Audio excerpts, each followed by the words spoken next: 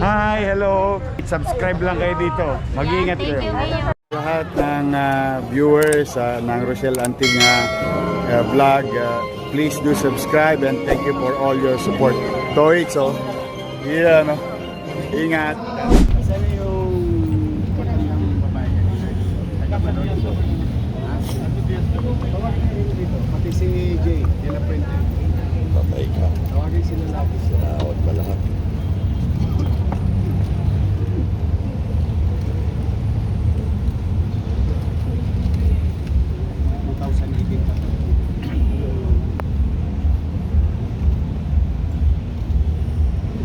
Ispo, konseri ito sa amin. Deliver po talaga.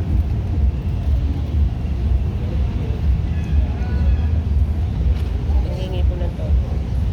Harap po. Hermit. First time in history. Sa kalsada ng office niya.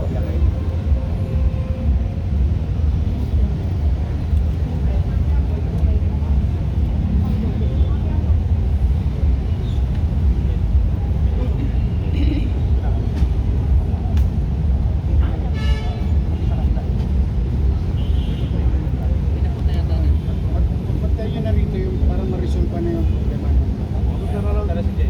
Pati yung yung matanda. Galing pa ng Cavite. Galing ka din.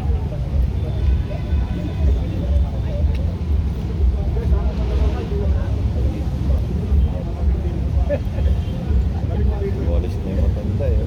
Pinausap na nila.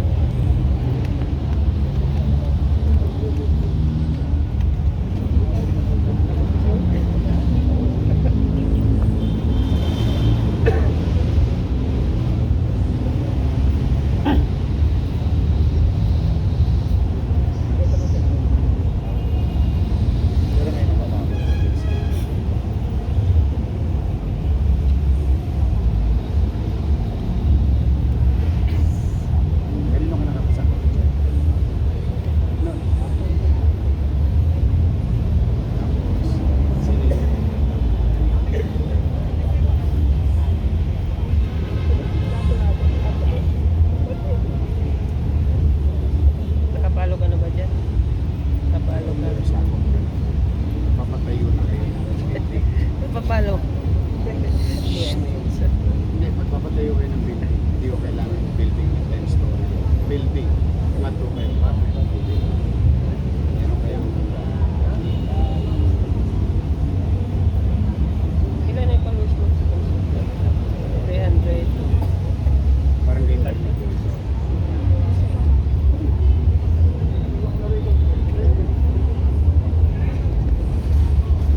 Saan yung matanda? Sa kusina mag-usap na. Tawagin ko na rito.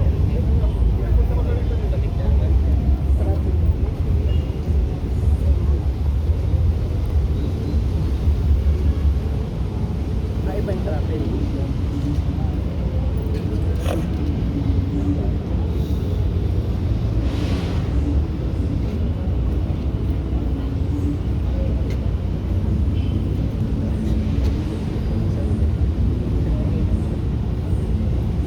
Saan yung application ng building?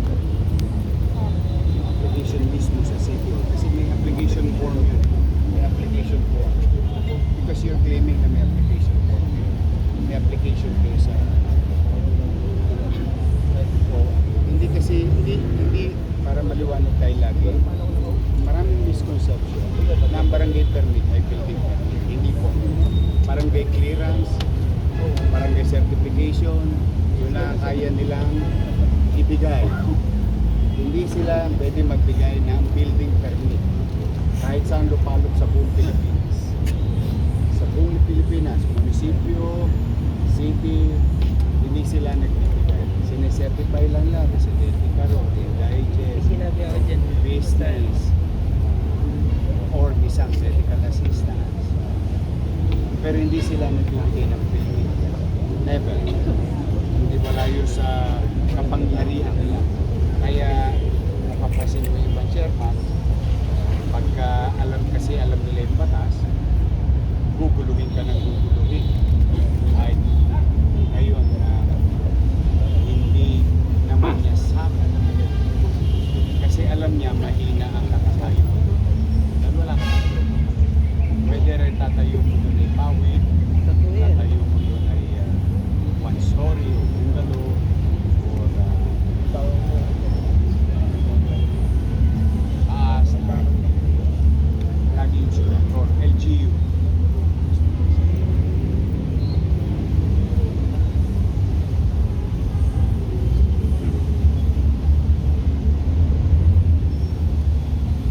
Kailan nyo balak magpatayo?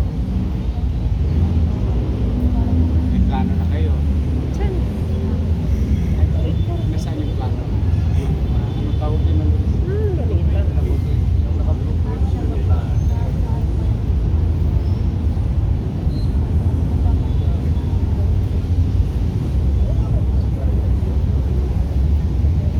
bakit dito yun?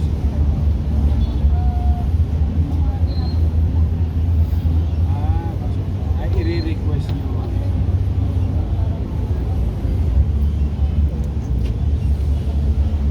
Ilang metro po tayo? Ilang square meter? Kaya ginagawa sa bunga.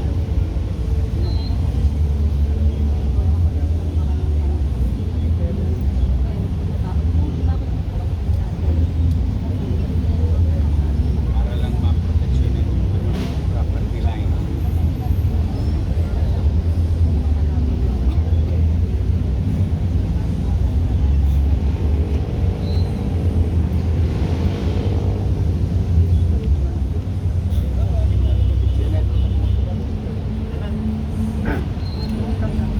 Malinis yung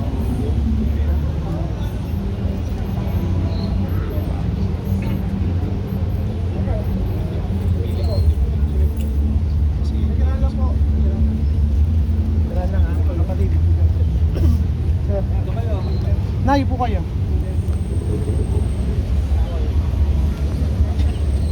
Pinakita ko nila. ganito. Basta ito ang kailangan mong gawin.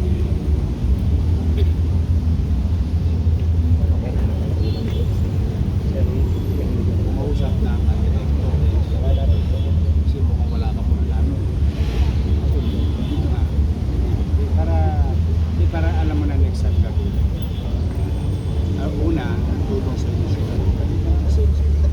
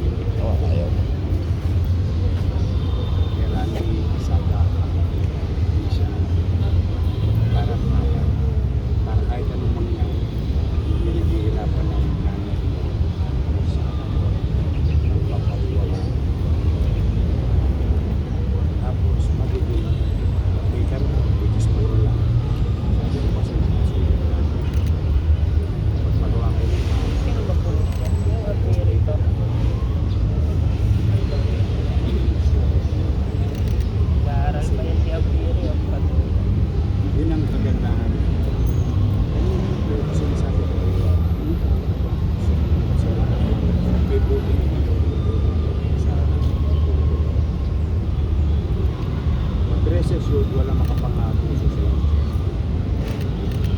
Tapos kahit kung I always support.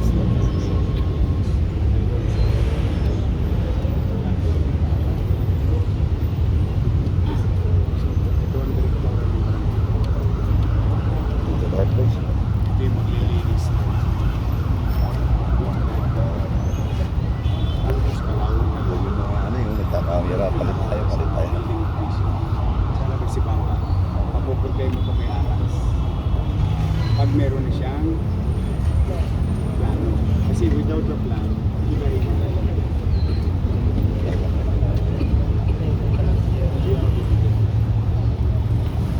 Actually, anong bala?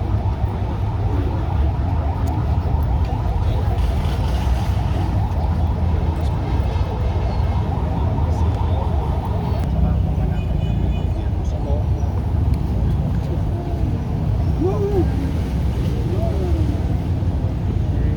It seems that you're in an urgent situation. I can feel you. Ingat ka. Kunin mo, number mo, kaya.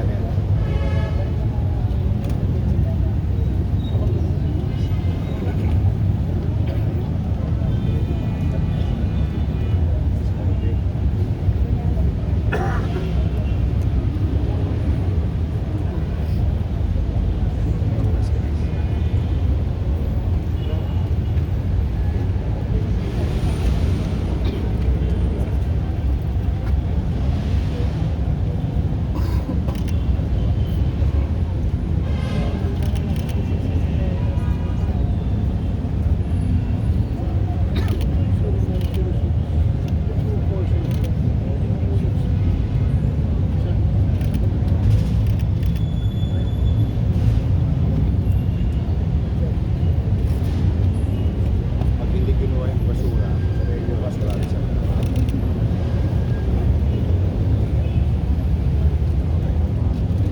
Sanay, ikaw naman. Ang hinihingi mo, dito ka nga, kasi ako din si nanay, kapitbahay ka sa 80 na siya. Pumupunta siya sa lungsod ng Manila. Hindi naman niya makukuha sa lungsod ng Manila yung magkano ba sa 80? 10,000? Saan niya dapat makuha yun? Sa Oscar. Sa Oscar. Kaninong pera galing? Yun nga sinasabi. Diba DSWD yan? Kala ko naman kasi sinasabi ni nanay, matagal na daw siya pabalik-balik.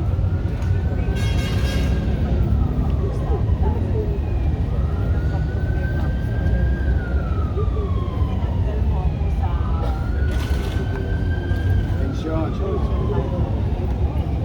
Oo. Bakit ka tinanggal? Saan mo ba kayo umuwi ngayon? Hindi nga, saan kayo? Hindi na po kayo taga Maynila.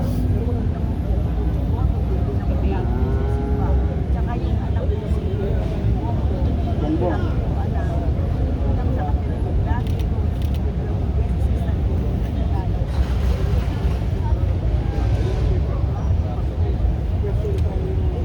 Kasi yun, natatakot ang chairman ninyo. Kailangan nyo ibigay sa kanya. Katulad yung kanina. May problema yung sa dyan. Hindi ko pinapakyan. Mali. Pero dito po sa sitwasyon nito, hindi po pipirma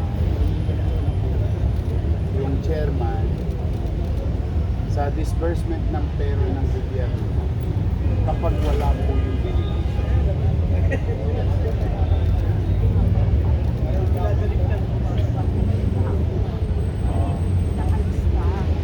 Teka muna, dandaan lang tayo na kasi nag-aapit sa tayo. Yun bang sinasabi niyo mga tao niya, mga senior? Yun bang sinasabi niyo mga tao niya ay nandoon, umuwi? Saan umuwi? Paano niyo po malaman?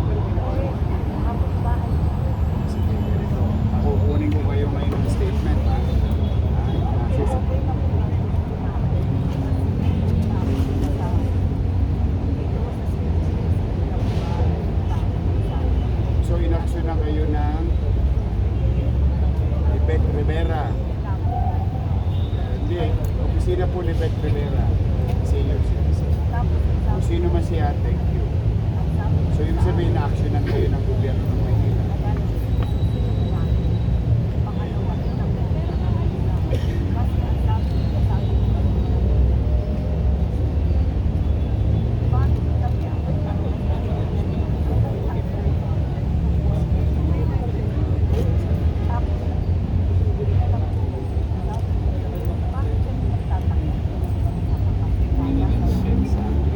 Yun ang tamang mindset. Kasi kami, kung ano po sinumite, di ba, si Jay De La Puente, barangay chairman ng Bundok ng Tralala, City of Manila, sinabit niya, di ba, sinabit niya, sinumpahan niya, si MBB, na meron akong 173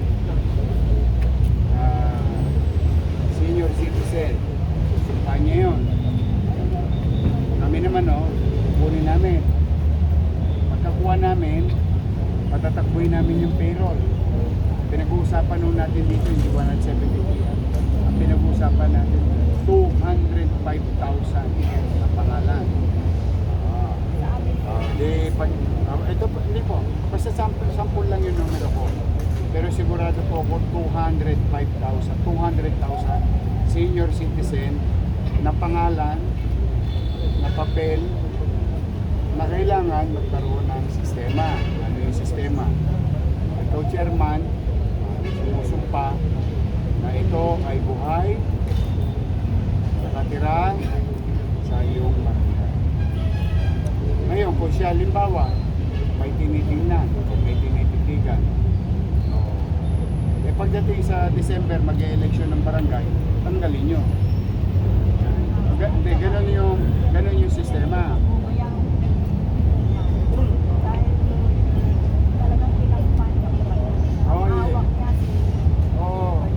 Kung sino man yung hawak niya. Ganun talaga. Maraming yung mga tao sa barangay, ang utak ko, utak niya. Ang utak ko ay maliit pa sa utak ng putigit. Ibig sabihin, kapag hindi sila nasusunod yung mga kapritsyo nila, at hindi nila kursunada yung kapitbahay nila, pag may benepisyo sa gobyerno, ang unang tinatanggal yung mga hindi nila kursunada, pagamat hindi naman nila pera yun, hindi rin nila serbisyo yun. Ang tawag ko doon, mapang-abuso. Until pwede ako umakto sa abuso kapag may mga sinumpaang salaysay. Katulad nyo, diba, may sinumpaang kay salaysay na reklamo laban sa kay chairman. Actionan ko po yun. Pero kung away barangayan lang, dahil nga hindi nagkakaunawaan, dala ng politika, hindi nagkakasundo sa magkapitbahay, bumait na. Kasi mag-eleksyon na. Kaya nga matututo kayong pumili. Bisa kasi sa inuman lang nakakatalo na sa boto. Hindi, ibig sabihin nung tayo sa pangkalautan, whatever it is, alam mo minsan na kaya ako, ewan ko kung napapansin ko, lahat pinatawad ko. Kasi bakit? Lahat ay tinitingnan ko as mamamayan ko. Hindi dahil sa bumoto kayo sa akin, pwede kayo bumoto. Lahat mamamayan. Oo nga. Kaya nga, Yes po, Ma'am Chair. talagang pinipilit ko magbuti.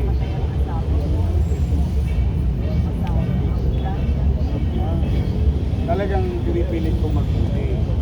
Kaya lang, 2 milyong isip, puso, at damdamin. Kaya ako mismo gumagawa ng sistema. Kaya ako may sulat ako sinasagot pag sumusulat kayo sa opisina. Para ma-akap ko as rin sa inyo. So lumalabas, wala talaga kayong problema dahil naibalik na kayo. Ang nagbalik pa sa inyo, pamahalang lungsod sa listahan. Ano po ngayon yung naging problema nyo ngayon? Yun naman pala. So hindi tungkol dito, Kaya po minsan, talagang gusto ko kasi dinidiretso ako kung ano yung kakailangan. Kaysa magpapaligoy-ligoy tayo, dito muna kunwari, tapos yung pala hindi natin. Eh katulad noon, mapagalaman na laman ko, wala talagang building permit. O naitama ko tuloy yung dapat niyang gawin. Pero may tulong ang gobyerno sa kanya. Eh, alam mo, naniniwala ko dyan na legaba. May kilala ko mga chairman malupit sa matanda. Alam mo, may mga chairman parang hindi tatanda. Totoo.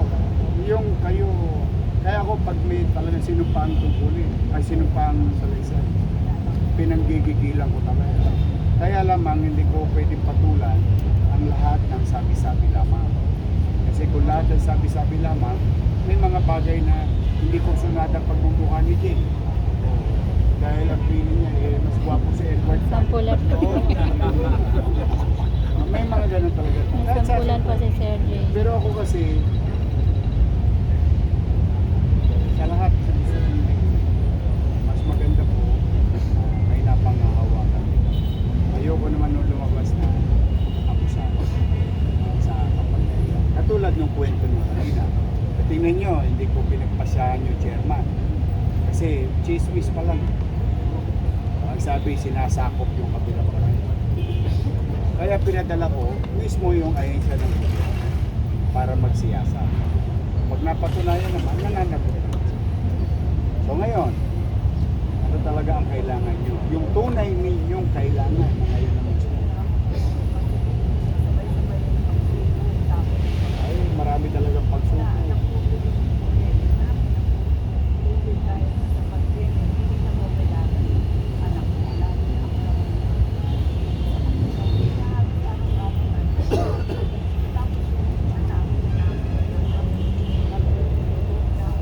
Nakagat ang aso, hindi kayo nakakabayad ng ilaw, may gamot. Ayaw tayo sinaktupan ng langit.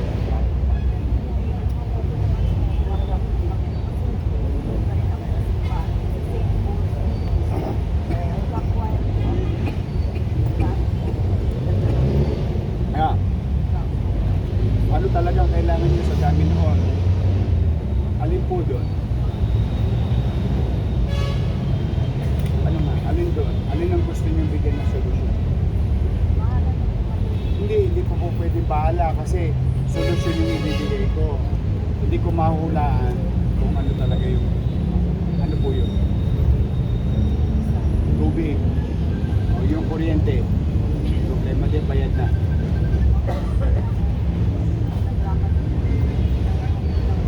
Santo, sa Balot. Sa Balot, ha? Andres, ay Randy.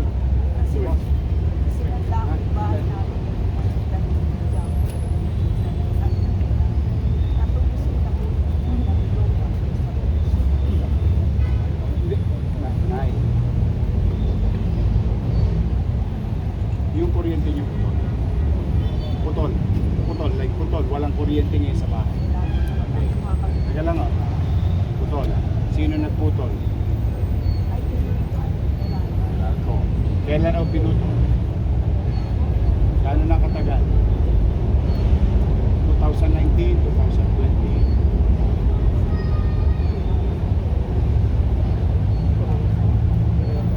19 o 20. Nung pinutol, magkano yung utang nila?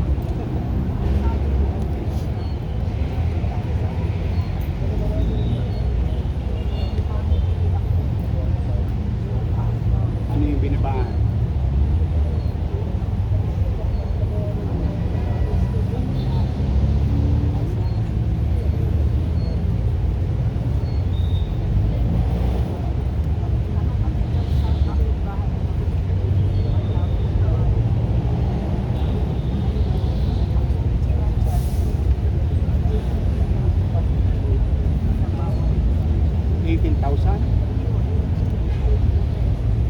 Pesos per kilowatt, from 12 pesos to 18 pesos. Di mas mahal. Naka-submeter kayo. Paano kayo napayagan mag-submeter? Pumayag pa ang Meralco.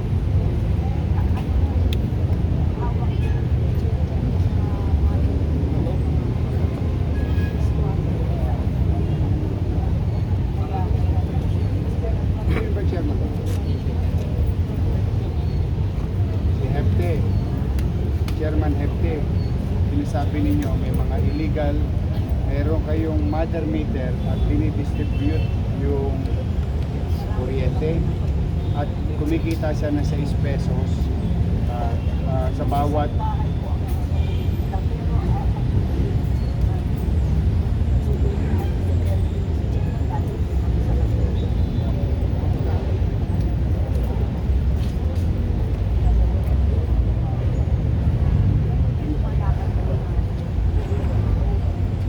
yun ang mga visa po.